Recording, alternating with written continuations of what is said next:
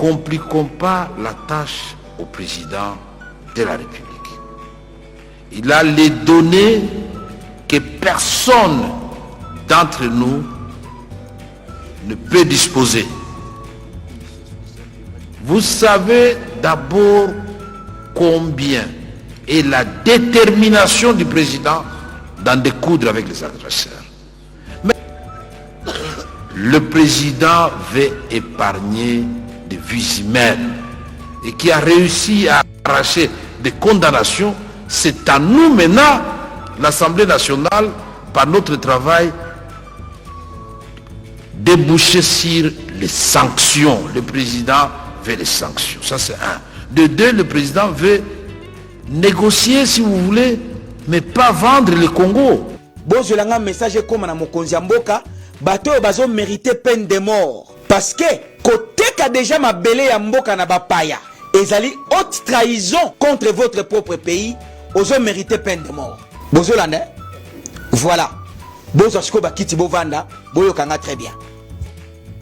Il y a organisation moko internationale ya droit de l'homme. Balanda ika vidéo on a utayi ko lancer makamambongo moyibi ya Peter Kazadi. Batindelinga rapport première preuve yango. Nazongi si bino lisusu na moi quintessence po biso ba congolais tant tozaka branché na distraction. To bossa na kamakambu noki. Bokanisa bien vers les années 2012 na ba avril. Bangombe moko ekatisaka RDC utaka Bukavu. Ezo katisa balobi ezo ya Kishasa bazo boma yango na le 30 juin pour ba kabolela banani ba fonctionnaire. Fonctionnaire nana si ali ngombe wana. Yo nezaki bangombe ya banilotiki ya Empire et Matusi. Bakoma eko luka terrain moko ya malamu na RDC o bakoyi ko boko la bibwele na bango. Bayeko yokana. Obe Minako, Jonathan Bialusuka, Laura Batumona na mwasi na Frida Mushi.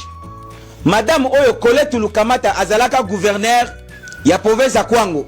Batuwana, chers compatriotes, bayeko yokana na banilotiki oyo, banilotiki bapesi bango mbongo na montant ya 2 milliards 848 millions de dollars pour la durée il y a 26 ans. C'est l'arrivée de la délégation de l'Église catholique et l'Église du Christ au Congo, ECC en sigle, à Goma, pour rencontrer les leaders de l'AFC M23 autour du coordonnateur Nanga. Ils sont actuellement reçus à l'hôtel Serena et les discussions ont déjà débuté. Rappelons que ces hommes d'église venus de Kinshasa ont lancé une feuille de route dénommée Pacte social pour la paix et le bien vivre ensemble en République démocratique du Congo et dans les Grands Lacs. Ils avaient aussi rencontré le président Félix Tshisekedi qui visiblement affiche des réticences face à l'Église catholique.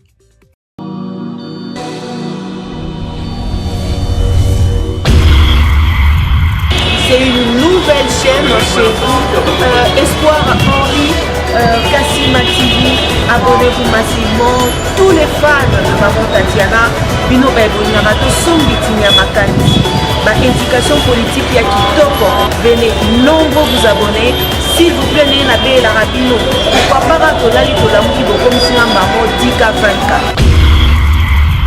N'est-ce pas?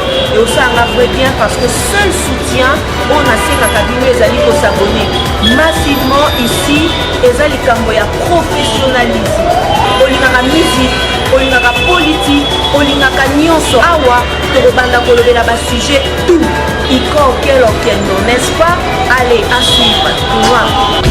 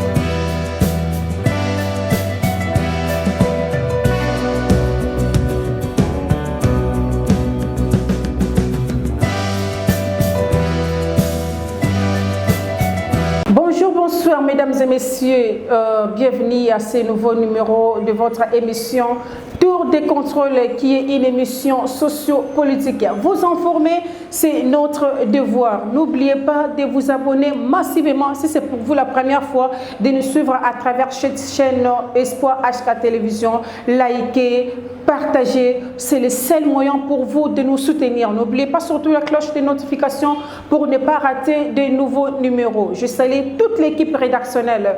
Papol Ayombe derrière la caméra, Mafouikou Opi, les cordons, mon confrère Jimmy Boyembe et sans oublier les coachs Henri Kassima. Voilà, très chers internautes, aujourd'hui nous allons parler de 3 points.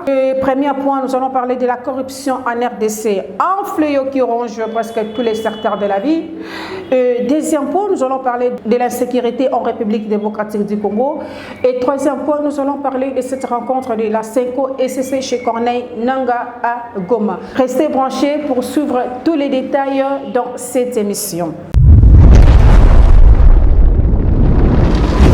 Voilà, très chers internautes, comme je l'ai dit au sommaire, nous allons parler aujourd'hui de la corruption en RDC. Toujours mon allélo, Mbokarabiso, comment corruption et ils ont ampleur du jour au lendemain. Malgré l'effort du chef de l'État, malgré l'effort du gouvernement pour éradiquer cette corruption, mais toujours mon résultat, il y a Malunga et Zate. Il y a une organisation internationale appelée Transparence Internationale, créée depuis 1996, qui lutte contre la corruption. Sa rapport le 11 février 2025 que la RDC est classée 20e pays au monde le plus corrompu. Mais c'est quand même honteux. Malgré tout ce que le gouvernement fait comme effort, malgré toutes les structures que le président a créées pour éradiquer cette corruption, mais de plus en plus, tout le monde a corruption sur ampleur Yamakas. 3 structures que le président a créées. Il y a d'abord le CCM, il y a Agence de prévention et de lutte contre la corruption, il y a IGF, Inspection générale de finances, mais tout le monde a un résultat malgré tous les rapports au Bapé Sakabiso, na IGF, na APLC, mais Batongo Bazawapi. Toutes ces autorités ont détourné l'argent du pays. Lui, j'ai fait que des rapports du jour au lendemain. Il y a une société telle, va détourner tel montant. Il y a dans la banque telle, va détourner tel montant. Oui, nous faisons les rapports, c'est bien bon. Mais les résultats,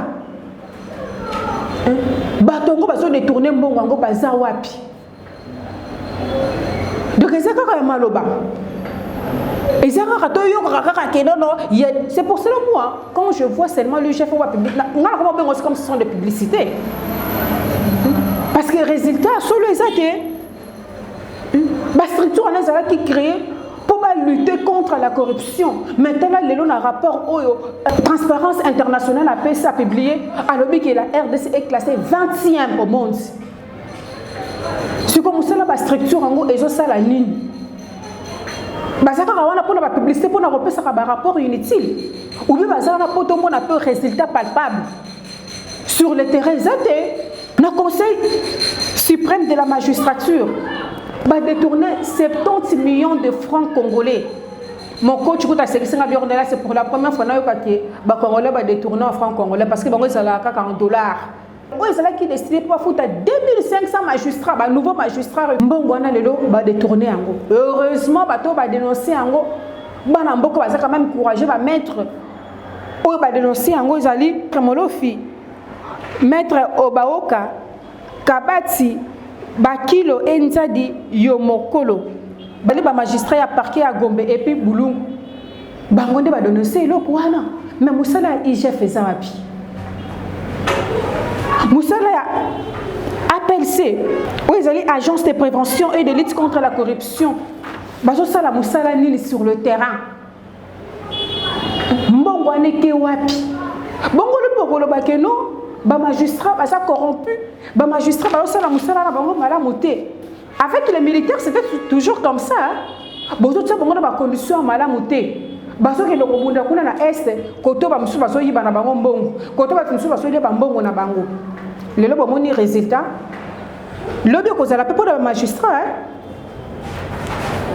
que tel ba magistrat ne ba commis corrompu tout ça ba kozala corrompu te comment na ba condition nini o bazo vivre na yango mutatiki famille na ina nzala akena dossier ba ko pesa dossier moko ba pesa ba financer moi ba finir moi $1000 ba finir moi $500 yo kanta ko zoate yo kati magistrat na peza ko boya mais le soki bo pesa bo tie bango na ba condition malamu ba ko sala pe musala bango comme il faut. Au lieu à chaque fois de condamner, mais tout la façon nini, bande condamnation par magistrat, bazo sala musala na bango. Façon nini par magistrat, bazo travailler. Bato bazali censé tout bango moko. Basa la exemple. Mais ba comme sur le loko détourner mbongo. Mais to kosuka rapi na mboka oyo. Ba ko sala musala na bango malamu comment?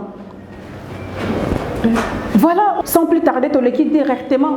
Le deuxième sujet, l'insécurité, un sujet qui fait débat. Tout le monde, lelo, mboka na biso ndenge nini eza koningana. Tout le monde a les yeux fixés chez Corneille Nangaa. Tout le monde a M23. Tout le monde a armée rwandaise de Moutou. Ils ont appuyé M23. Mais dites-moi à l'Itouri, vous ignorez qu'il y a un groupe rebelle là-bas appelé Zaïre, où ils allaient diriger par Baraka. Vous savez combien ce monsieur gagne le mois? $1,600,000. Oyo, Baraka a gagné par mois parce qu'il y a une barrière. À comment qu'on fout les commerçants, les taxes, les impôts, tout ça. Et vous croyez qu'aujourd'hui, ceux qui vont solliciter à intégrer l'armée à Kondima, avec tout ce qu'il gagne comme argent, il va très bien organiser son armée. Il va acheter des munitions en qualité. Le bureau comme elle sou, ça ne va pas tout ça. Et puis, rébellion, on les a, les lots des là. Mais comment armée ougandaise, ils sont parti, ils sont à Itour. Parce que le groupe rebelle, ils ont été. Parce que le ordre na parti, ils ont été. Les autres sont le Nanga. Mais Baraka, où est-ce qu'ils sont à Itour? Où est-ce un groupe armé na Zaïre? Bozo ignorer, minimiser Ango. Les autres Nanga, ils sont comme Kobanga. Parce que hier, ils ont contrôlé d'abord. Le mythe de Roubav. Oui, il faut soutenir pendant 10 ans pour faire la guerre. Parce que tu as vu que Minwana est les réserves mondiales, il y a Colton, il y a Colton. Oyo, Nanga, a comment contrôler Yango. Le bec aux alal sous les cas. Pour la baraka. Na groupe rebelle na Zaïre. Ceux qui t'ont pris donc parce que et bandit les lotés Makambouana. Groupe rebelle les bandit les lotés ça mouvement beaucoup akala. Et puis armée organisée zawana. Na habité Moussani bazo sala. Est-ce qu'il n'y a pas une complicité? Est-ce que l'autorité provinciale ou la coopération na groupe rebelle ou la armée organisée? Parce que comment ça fait-il que bazo koka ko benga na bangote musala bino siko ezanini comment bazo koka kozonga ça ordre té na parti wana kala lelo mboka ndenge komi ya koningana na est kuna guerre tokende boy bitumba dernièrement ici encore na commune Maluku biso stoyebi phénomène wana ya mobondo babomi 3 personnes dans une même famille, bakati bango mutu. Et les cas qui entre mercredi et jeudi. Moi Namboka, Ouazali député provincial Elia Kwamout David Bissakou. nde ayebisi biso yango. Elekanaki na la ville ya Mongata, na route nationale numéro 17 dans la commune de Maluku. Babomi 3 personnes, vous imaginez, dans une même famille. Et créer qui panique à ma casse. Même le chauffeur, la kanzela wana, bango nyos ba parkaki, véhicule na bango bazala ki bloqué. Parce que bazala ki na kobanga. Na ba milicien mobondo wana. Parce que bakoko peut ko surprendre bango. Ba ba ki bisika bango ko bimela te. Bakoko ko bimela bango na butu ba bimila bango pe na mwi bomi bango. Comment nous négligeons ba mobondo wana ba milicien wana? Lelo asa déjà na Maluku awa. Bazali ko occuper déjà 5 provinces pour le moment. Na Kouango. Bazali na Mai-Ndombe, Kwilu, na Bagata, na Kenge, na Popo Kabaka. Et puis bazali ko déjà awa na Maluku na Kinshasa. Toko suka wapi. Mais avant de continuer cette analyse, s'il vous plaît, Réa, balancez nos vidéos, suivons ensemble. Awa, bon, je l'ai un message comme à mon konziamboka, bateau bazo mérité peine de mort. Parce que, côté qu'a déjà ma belé ya mboka na bapaya, et ali haute trahison contre votre propre pays, ozo mérité peine de mort. Bozo l'année, voilà. Bozo asko bakiti bovanda, boyo kanga très bien. Il y a organisation moko internationale et droits de l'homme. Balandaika la vidéo on a utayi ko lancer makamambongo wa Moyibi ya Peter Kazadi. Batindelinga rapport oyo, première preuve yango oyo. Nazongi si bino lisusu na moi quintessence po biso ba congolais tango tozaka branché na distraction. To bossa na kamakambu noki. Bokanisa bien vers les années 2012 na ba avril. Bangombe moko ekatisaka RDC utaka Bukavu. Ezo katisa balobi ezo ya Kishasa bazo bomayango na le 30 juin pour ba kabole la banani ba fonctionnaire. Fonctionnaire nana si ali ngombe wana. Yon ezaki bangombe ya banilotiki ya Empire et Matusi. Ba koma eko luka terrain moko ya malamu na RDC o bakoyi ko boko la bibwele na bango. Ba yeko yokana. Obe Minako, Jonathan Bialusuka, Laura Batumona na mwasi na Frida Mushi. Madame Oyo Colette Lukamata azalaka gouverneur ya province ya Kwango. Batuwana, chers compatriotes, bayeko yoka na banilotik oyo, banilotik bapesi bango mbongo na montant ya 2,848 millions de dollars pour na durée ya 26 ans. Bapesa bango mabele na province ya Bandundu, pour basala nini, baboko la mibele na bango. Bapesi bango eteni moko, côté à Feshi kuna na mabele à Feshi, bayeko pesa bango misusu na plateau de Bateke. Bateau zomona oyo. Bateau zomona oyo. Et puis bayokani suna contrat que chaque année bazwaka pourcentage ya batete ya ngombe yango zomona bango nyonso basala ba ferme. Bokene ko vérifier. Bango nyonso bazala ba ferme ya bangombe na kata ba ferme na bango, bangombe nyonso kaka même race. Même race. Ngai na kita sur le terrain na ba moyen na nga moko na sala ba investigation na tamola na ba ferme bateau nyonso zomona oyo. Nazana ba preuve nazana yango. Boza la précédé. Voilà pourquoi lelo omoni Empire et Matusi na kacha province ya Bandundu. Et tigana ebisabino ke nilotik ba pesa kayema ya komela ba pesa kaye fufu alia ba pesa kaye mabelete. Po suka suka agobundisa yo abotola yo mabele. Olandi hein? Ndesi ko bitumba to komi ko Sibir na kacha province ya Bandundu. Biso banda to koli ngana za mona kikwiti. To tikala ko mona yango te ke muyaka na muteke baba na ko bunda pona mabele. Tolandi biso no so vidéo ya journaliste nenga lobby. Azana ba preuve. Alaxi même so ma image ya bato ana nyonso o bazalaki o wazwaki mbongo pona ko céder ba terre.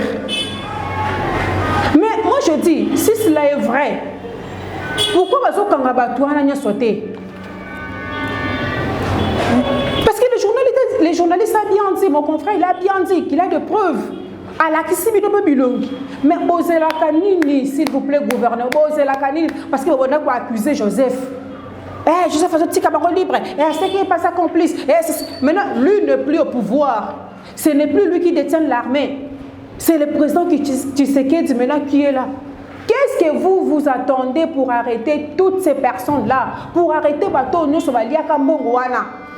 Le nom Makila a peuple bantu kotanga lisusu la partie na Maluku. Tout qui sous la rumeur qui va comme déjà na Congo central. Mais qu'est-ce que vous cherchez pour ces pays? Bon ça n'a pas ça Makila tangaka nous bien comment? Phénomène mobondo oye banti le loté. Tout le monde en plein réseau kende hein. Tout le monde en plein réseau kende. Et ça déjà les journalistes parce que c'est ça la autorité parce que mais bozo sont la légère bolingité. Pour ça na bino et ça nini. Peuple congolais si là ou bien tout qui m'a toqué parce qu'on n'a pas un autre pays qui est la République démocratique du Congo. S'il vous plaît les autorités, vous serez même à Cambo sérieux, trop c'est trop. Trop c'est trop. Bonjour, c'est la libre pour décision pour merci. Avant de continuer, s'il vous plaît, Réa. Au balance vidéo, il y a discours, il y a caméra dans le Parlement. Suivons ensemble. Comprendrez que le temps n'est pas notre meilleur allié en ce moment. Il y a un sommet qui est convoqué, sommet conjoint qui est convoqué le vendredi, auquel prendra part le commandant suprême président de la République démocratique du Congo. Il est donc urgent que nous puissions lui donner les fruits de la réflexion qu'il a sollicitée par écrit auprès des deux chambres. Le document a aussi le volet militaire, puisque vous pensez que nous avons abandonné le volet militaire. L'antidote de l'insécurité de la guerre, c'est le développement. Je n'ai pas entendu une seule sanction, condamnation, oui, c'est venu après, une seule sanction même de la part des organisations sous-régionales africaines. Est-ce que vous avez entendu un seul pays de l'Afrique couper des relations avec le Rwanda? Alors donc nous devons faire un travail. Et nous devons... C'est pourquoi je dis que la séance d'aujourd'hui, ce n'est pas une séance de déclaration de guerre. C'est une séance qui s'inscrit clairement dans les points que le président de la République a circonscrit dans sa correspondance. Ne compliquons pas la tâche au président de la République. Il a les données que personne d'entre nous ne peut disposer. Vous savez d'abord combien est la détermination du président d'en découdre avec les adversaires. Mais le président veut épargner des vies humaines et qui a réussi à arracher des condamnations. C'est à nous maintenant, l'Assemblée nationale, par notre travail, déboucher sur les sanctions. Le président veut les sanctions, ça c'est un. De deux, le président veut négocier, si vous voulez, mais pas vendre le Congo. Voilà, d'autres dans la vidéo, Tomoni, le président Vital Kamerhe. Moi, ça m'a fait mal, hein. Il y a que la vidéo, et ça n'a vraiment pas. Namoni comment le président a un souci, a un mawa. Ce que problème, il y a président Kamerhe Zawapi. Bonjour Fingaye à Salinini. Bonjour traité étranger, au traître à Salimabe Nini. Donc le président il me rappelle ça qui est confiance. Bokanisi qui est président Aïd Makabazo Salate. Le premier mandat président Kamerhe a travaillé comme directeur et cabinet à président. Si problème quoi 100 jours et que les kawana c'est cela bah quoi arrêter à Kagame tout ça. Et après Abimi quand le président est mort le sous a été récompensé ma poste voilà. Mais tant que nous besoin de Kamerhe za traître Kamerhe za mabe à Salinini. Parce qu'il a bien dit que le président lui-même qu'il avait envoyé un courrier pour lui demander de l'aide. Le président qui m'a demandé dans Goma. ba millions et des millions pour investir na kati ya Goma. Mais lelo Goma biso no stoyebi. Et ça sous contrôle il y a arme 23. Tout le monde ndenge nini bato ba kufi. Qu'est-ce que vous voulez? Quelle situation où ils allaient électer na Goma? Ndenge bato ba kufi, les gens ont perdu leurs vues humaines et que les canaux sous bongo na Bukavu. Que le président dit que lui n'a pas besoin de vendre ses pays. Il n'a pas besoin de sacrifier les vues humaines. Il a demandé de l'aide au Parlement. Dorénavant, on a déclaré guerre na M23. On a soutenu l'armée rwandaise. Si le président qui n'a pas ça, il y a quoi pour réunir et le Parlement et le Sénat en Congrès. Pour la cohésion, ça va que tu sais ce qu'on est guerre. Mais la caméra était, vous allez prendre la caméra pour vous avoir fait quoi? D'abord, la bino moutoune ça sera traître. Moutoune ça sera étranger. Moutoune ça sera rwandais. Président m'a rappelé sous confiance le deuxième mandat. Pourquoi? Parce qu'il a un premier mandat de travail qui n'a pas de caméra rwandais, c'est cela. Bino nyon c'est ça la kamabe. Sur le point la bino moutoune la mazawapi. La ministre des Affaires étrangères, est-ce que le père et de mères congolais? Maso défendre un bon non? Mais c'est pas une au bazar de père et de mère, mais bazo détourner un bon en boca. Vous avez la carte koyeba. Combien ils ont détourné? Des millions et des millions aujourd'hui ils sont où? Ils sont où? Bah parce qu'ils sont par rapport à le couteau pamba. Mais aujourd'hui ils sont où? Des pères et des mères congolais. Mais bah grand fois quoi? Mi. Il faut que détourner l'argent du pays. Nous sommes très très. Oh mon aboy, donc bino boli tout. Papa, ceux qui vont monter bien que bino ne boli mboka oh tout le monde a bino ne souffrant là-bas. Boki de kobunda. Au lieu de dire que ma télé dans la télévision, dans la radio, dans la YouTube, c'est cela. De l'égalité, biso, les ressortissants, de l'égalité, biso, il y a un parti politique qui peut s'imposer. Non! Et c'est la carte de nous voulons voir les actes, poser les bons actes. Mais nous avons le Congo aime trop parler. Mais allez aussi au front, non? Ceux qui vont se traître, mais nous qui sont les vrais compatriotes. Vous croyez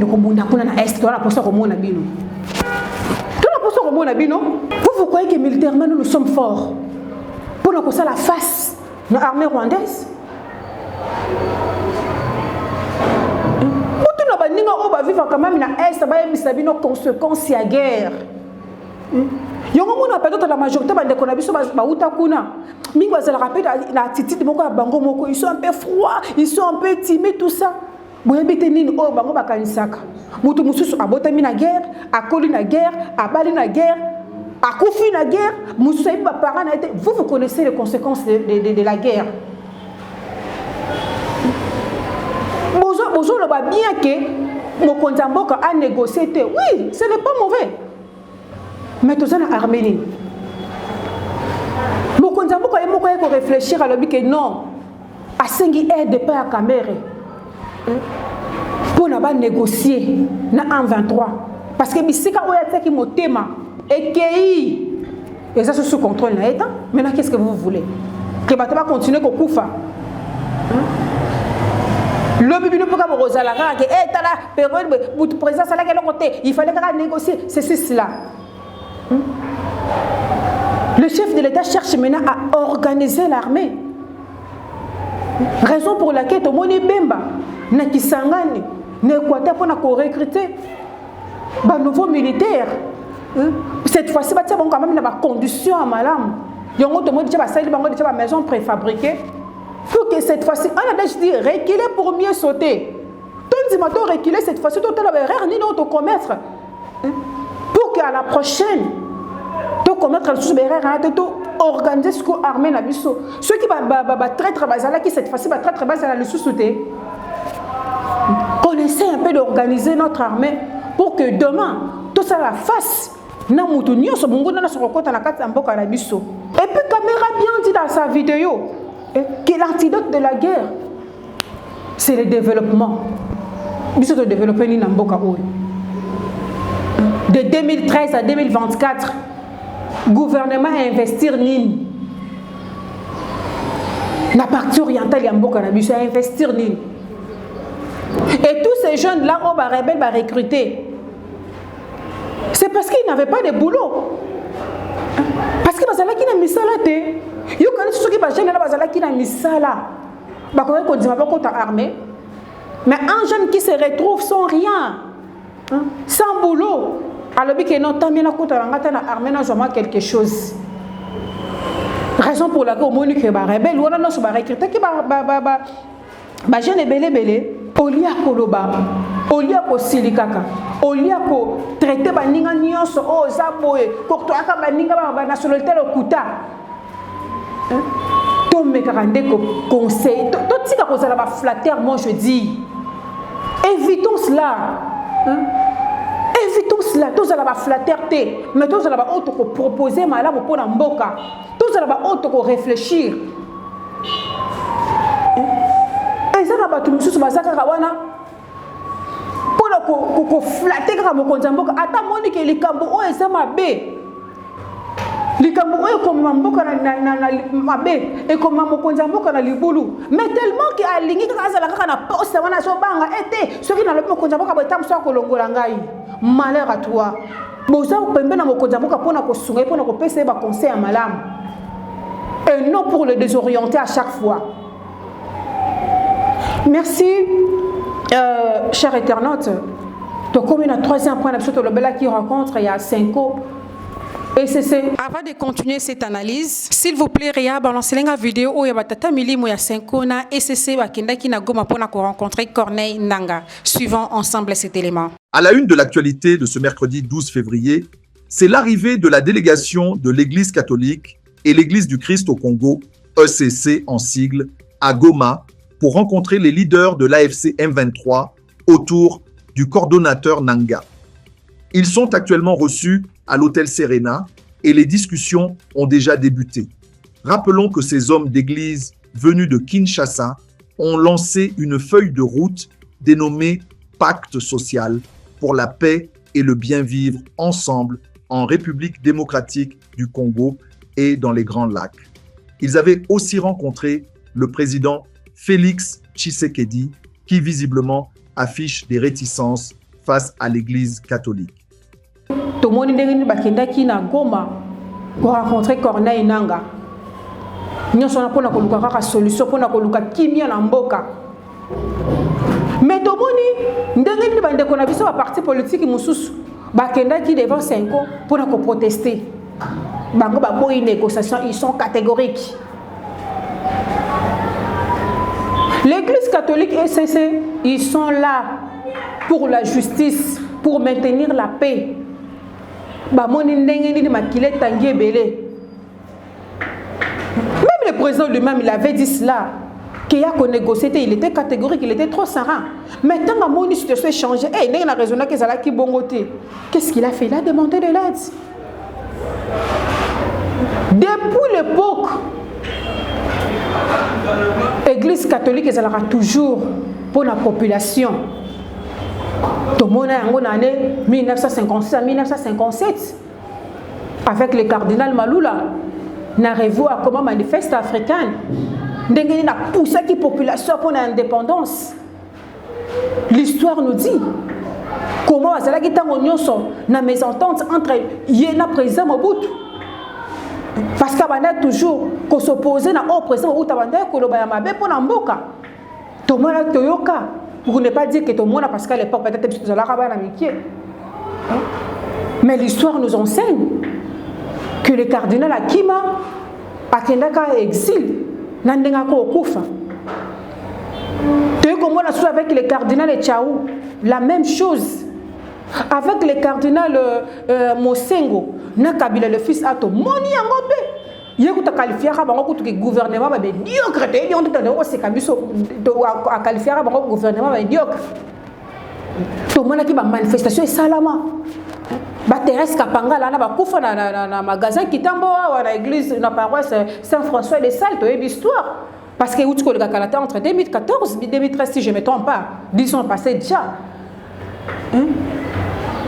Basango mususu ba prêtre mususu est-ce que boyebi ki ba comment ba aveugle pour na ba gaz lacrymogène o ba boaki la kabango à l'époque. Wana na temps wana église catholique ezalaki malamu. Église catholique ezalaki pour na peuple. Mais lelo, tu es comme on a le sous-suna cardinal Ambongo et le président Félix Tshisekedi. Malgré tout ce qu'il avait dit à propos de l'église catholique, Nabino va soutenir toujours le mal, que les politiciens en robe. Mais ils ont quand même accepté que ceux que tu tires en boca vont risquer de se faire. Imaginez à l'est là-bas, guerre. Na maluku kaka awa. Ba phénomène sur pe mobondo. Na Congo central qu'on a occupé déjà. Bolingini, Congolais assis la tonine. Même l'église du Christ au Congo, ECC, les gens vont comprendre que non, il faut baser la côté à peuple. Parce que depuis l'époque, Maribi Bodo, les autres, moi, sinon, les cas na ECC, ça sera toujours pour le pouvoir. Mais le lot avec Bokondo, tout le monde qui va s'engager dans l'église catholique, qui va s'allier force pour la justice, pour la kimia, la katiambo. Mais le lot, besoin de toujours kamabe. Bino nous sommes toujours kamabe. Caméra lobby en gros. Que aucun pays africain, il y a sous-région, Oyo, va défendre à cause de la République démocratique du Congo. Na sommet et Salama qui a Sadek na EAC. Quel pays? Oyo va sanctionner, qui va sanctionner Rwanda. Bangono soit Sadek qui n'a pas négocié, que la RDC pour se négocier avec les 1-23 ses supplétifs, tout ceci là. Même le Conseil de sécurité, tout ça qui monte peut-être en Chine. D'accord, pour défendre la cause, il y a RDC. Mais même Chine a ses réserves qui. Même Chine a ses réserves qui. Ni au niveau mondial, ni au niveau de la région, aucun pays où défendre la cause, il y a RDC. Où il y a 4 mêmes relations en Rwanda par rapport à tout ce qui se passe à l'est de la République démocratique du Congo. Des fois, nous devrons quand même réfléchir. Tous à la fanatique. Tout le monde a quand même aussi batata milimo na maele ta le lot doit déclarer guerre na Arménie no bistoza nango. Mais comme un adage dit Vox populi vox dei, la voix du peuple c'est la voix de Dieu. Comme la population tient toujours à ce que le chef de l'État maintenir une décision naé, il y a qu'on négocier Baza prête, la population est prête pour la guerre. Ceux qui vont que la population. Mais un adage dit aussi, les conséquences corrigent mieux que les conseils. Total, et qu'on peut s'aligner. Parce que moi je crains que ceux qui sont imités, et comme c'est l'église catholique, parce que ça a déjà besoin de le Bélayango. L'église catholique va traître, va comprendre déjà la M23. C'est ceci là. Tout le monde a lobby, et comme les sous qui oh non, va qu'on ma paroisse, va qu'on tombe l'église. Parce qu'il y a une initiative, voilà. Il y a qu'à dialoguer. Mais n'oubliez pas que le président de la République a confié à Kamboka au Namaboko Nzambi dès son premier mandat. C'est un chrétien.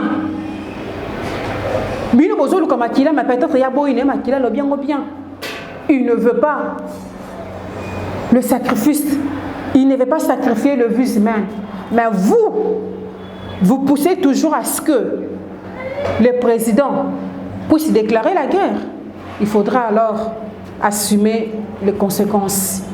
Merci très chers internautes à vous qui étiez derrière vos postes téléviseurs, vos téléphones en train de suivre cette analyse.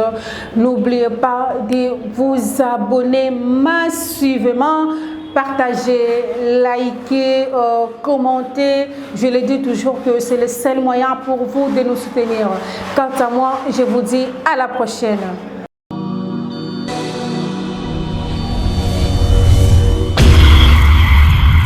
C'est une nouvelle chaîne chez vous, Espoir Henri, Kassima TV. Abonnez-vous massivement. Tous les fans de Maman Tatiana, Bino Bebonama, Tosombitinia Makani, ma éducation politique ya Kitoko. Venez nombreux vous abonner. S'il vous plaît, n'ayez pas la rabino. Pourquoi pas Tolali Tolamuki comme si un maman 10K 24. N'est-ce pas? Et aussi on a vrai bien parce que seul soutien on a ces cabinets les alliés pour s'abonner massivement ici et les camboya professionnalisme. Olingaka musique, olingaka politique, olingaka nyonso awa tokobanda kolobela ba sujet tout. Iko auquel non, n'est-ce pas? Allez à suivre.